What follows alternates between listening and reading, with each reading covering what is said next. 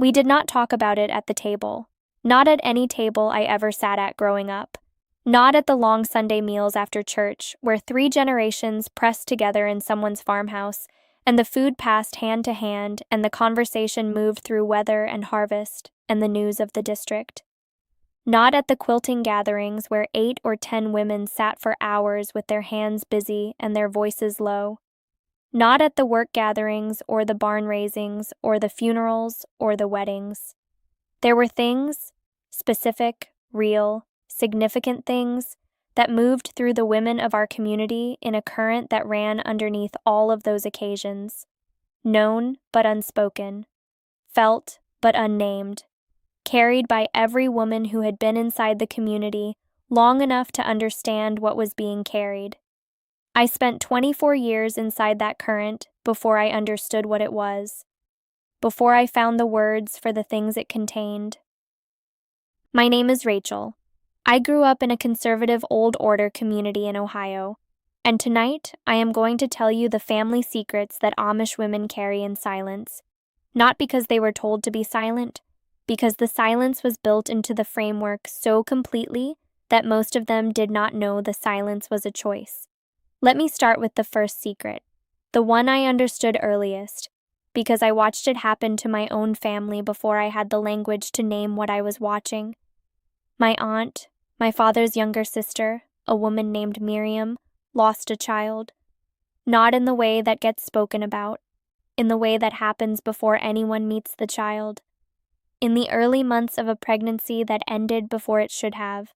She was 26, she had 3 living children, and when it happened, she was back in her kitchen within a week, her covering straight, her work resuming, her face wearing the particular stillness that our community considered faithful. Nobody talked about what she had lost, not because they did not care, because our community did not have a built language for that specific grief. We had language for death, for the loss of someone who had been fully present in the world, who had a name and a face and a place at the table. We had rituals for that loss. The community gathered, the grief was witnessed, the loss was acknowledged as real. But the other kind of loss, the earlier kind, the invisible kind, the loss that happened before anyone outside the immediate household fully knew there was something to lose, that grief had no ritual, no gathering, no acknowledgement. It was absorbed into the woman's body and the woman's silence and the resumption of ordinary life that the community's structure required. Miriam went back to her kitchen. Her face was still, and the thing she was carrying went unwitnessed because the community had not built a way to witness it. I was 12 when I watched this happen. I did not understand it fully, but I filed it away in the place where I filed things I was not ready to open. And I watched, over the years that followed, for the pattern. I found it everywhere. In the careful faces of women who had lost things that had no ceremony. In the way certain conversations stopped when they approached a particular edge. In the specific quality of silence that surrounded the things a woman carried that the community's language could not hold. The second secret is about the marriages. Inside our community, marriages were permanent. Not just in the legal sense, in the theological sense, in the deepest sense the ordinance could express. Divorce was not a concept that existed inside our framework in any functional way. A marriage was a covenant. Covenants did not end because they became difficult. They were sustained through difficulty because sustaining them was the faithful thing to do. What this meant in practice, and I am speaking carefully here because I want to be precise rather than sensational, was that women in difficult marriages had no sanctioned path out. The community offered counsel. The bishop offered guidance. The structure of faith offered the understanding that faithfulness through hardship was itself a form of grace. What the structure did not offer was acknowledgement that some marriages were not simply difficult, but were genuinely harmful to the person inside them. That the hardship being sustained was not producing grace, but erosion. That a woman could be faithfully, obediently, irreproachably doing everything right and still be disappearing inside a life that was too small or too heavy or too closed to allow her to remain fully herself. The women who lived this did not talk about it, not directly, not in words that named the thing clearly. They talked around it in the particular coded language that develops when a real thing has no real name, in sighs and silences, and the careful choice of which subjects to approach and which to step around. You learned to hear it if you listened long enough. The subtext of certain conversations, the specific exhaustion that lived behind certain eyes. The way some women talked about endurance with a heaviness that had nothing to do with the harvest. I heard it. I think most women in our community heard it, once they had lived long enough inside the current to understand its frequencies. We just did not say what we heard, because saying it would have required naming a thing the framework insisted did not need naming. The third secret is about the leaving that never happened. Every community loses members. Ours was no different. People left, during Rumspringa, after baptism, for 100 different reasons.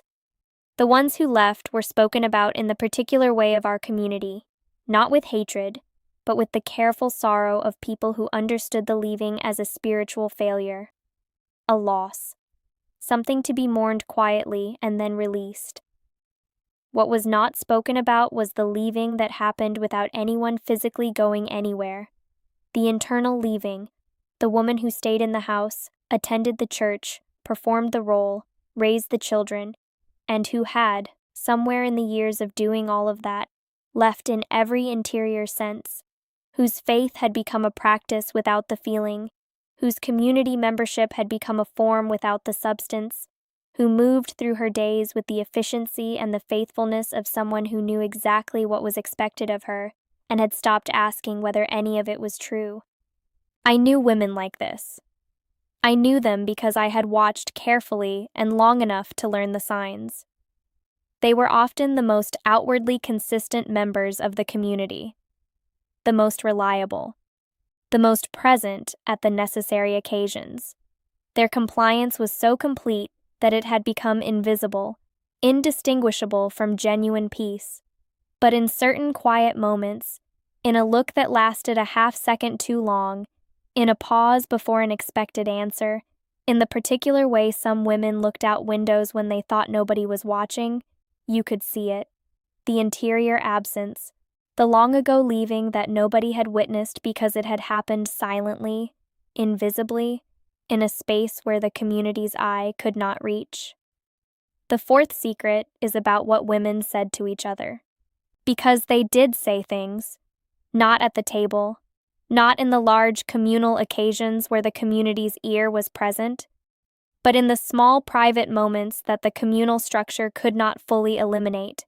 The few minutes alone in a kitchen at a work gathering, the quiet walk between farmhouses on a winter afternoon, the hushed exchange over a shared task that had run longer than expected and left two people in a room without the usual witnesses. In those moments, things were said that had no other place to exist. Not complaints exactly, not rebellion, something more precise than either. Recognitions, the acknowledgement, between two women who trusted each other enough to speak it, that the life they were living was complicated in ways the framework did not fully address, that they were carrying things that had no ceremony, that the silence was heavy sometimes, and they were grateful, in this particular moment, not to be carrying it entirely alone. I had those moments. They were some of the most important moments of my life inside the community. The exchange of a real thing in a space that was almost entirely managed. The brief, precious, risky experience of being known honestly by another person who understood the full weight of what was being said and said something true back.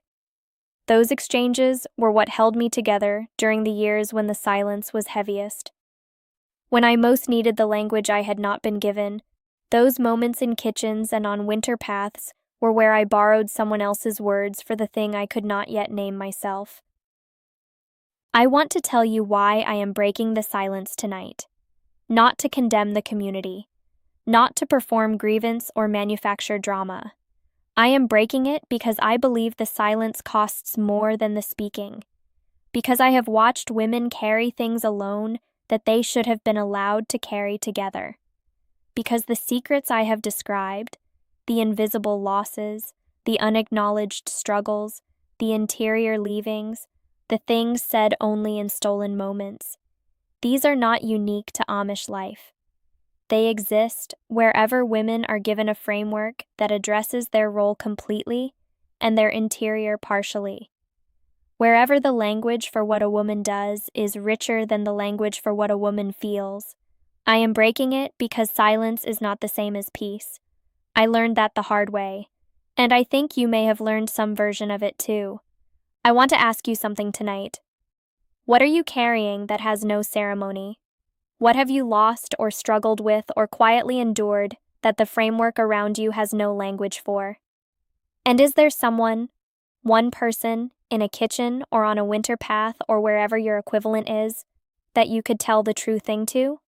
Because you deserve to be witnessed in the full and complicated reality of what you are actually carrying. Not the managed version, not the faithful and present version, the real one. The silence has been long enough. I think you know that. I think that is why you are here tonight.